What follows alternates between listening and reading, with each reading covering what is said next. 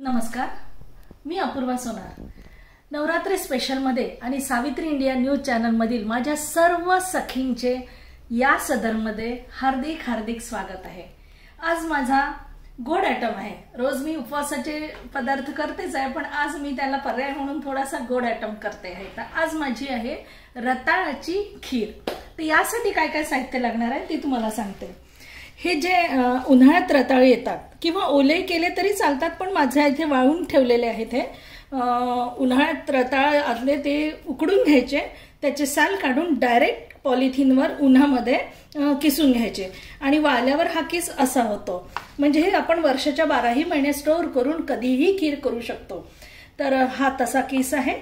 यासाठी आपण दूध घेतलेलं आहे. मी गाईचं दूध घेतलेलं आहे, पौष्टिक असतं म्हणून गाईचं वापरते. साखर तुमच्या आवडीनुसार, गोड हवी असेल गोड, कमी हवी असेल कमी गोड घ्यायची. थोडंसं भाजून घ्यायसाठी आपण तूप घेतलेलं आहे. सजावटीसाठी मी बदामचे काप घेतले आणि विलायची पूड. इतके कमी आणि छान पदार्थ, सोपे आणि कमी पदार्थामध्ये खूप छान एक गोड डिश होऊन जाणार आहे.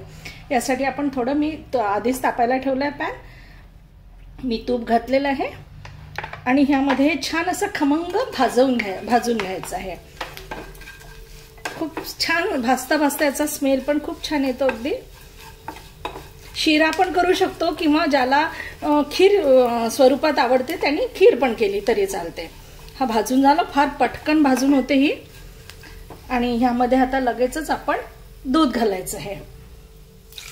दूध थोडंसं आधी उकळून घेतलं की म्हणजे ते फाटायचं वगैरे भीती नसते. साय असली तर अधिक छान. मी साय घेतली आहे थोडी, म्हणजे त्याला खिरीला टेस्ट येते. आणि रताळा हा थोडासा गोड फॉर्म मध्येच असल्यामुळे साखर थोडी कमी घालायला लागेल. आपण रेग्युलर खीरला जरा जास्त घालतो, ह्याला कमी घालायची. आणि ज्यांना डायबिटीज वगैरे असेल त्यांनी नाही घातली तरी चालेल, कारण रताळाची चव ऑलरेडी गोड असते. अतिशय पटकन होते, कारण हे लगेच मऊ झालेले आहे आणि याला काही खूप शिजवायची, खूप उकळायची काहीच गरज नाही. थोडीशी पातळसर आपल्याला ठेवायची.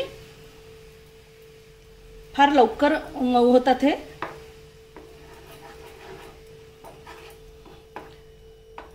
थंड खायची जेव्हा होते तेव्हा थोडंसं पातळ करायचं. म्हणजे पातळ, कारण काही वेळाने कुठलाही पदार्थ घट्ट झाला की तो थंड झाला की घट्ट होतो. म्हणून मग सोपा आणि अगदी कमी वेळाचा, हार्डली आपल्याला 2 ते 3 मिनिट या पदार्थाला लागतात. ही झालेली आहे. आता आपण यामध्ये थोडीशी विलायची पूड करून घेतलेली आहे, ती टाकूया. आणि तुम्हाला कोणाला केशर वगैरे हवा असेल तर चालेल, पण नॅचरल सुद्धा ही छान दिसते, कारण याला ओरिजिनल ह्याचा स्वतःचा कलर असतो. हे वाळल्यामुळे थोडेसे लालसर गुलाबीसर असे दिसतातच. आणि शिरा हवा असेल ह्याचा तर हे आपण घट्ट करायचं. आणि यामध्ये छान बदामाचे काप टाकून ही सजावट करायची. तर अतिशय सोपा हा पदार्थ आहे, रताळाची खीर. उपवासाला आणि एरवी पण खायची असेल तरी चालेल. तर आजचा आपला पदार्थ आहे आज आपला ऑरेंज कलर आणि रताळाची खीर. तर मैत्रिणींनो, पुन्हा माझी नम्र विनंती आहे, लाईक करा, सबस्क्राईब करा. सबस्क्राईब आवर्जून करायला सांगा. धन्यवाद.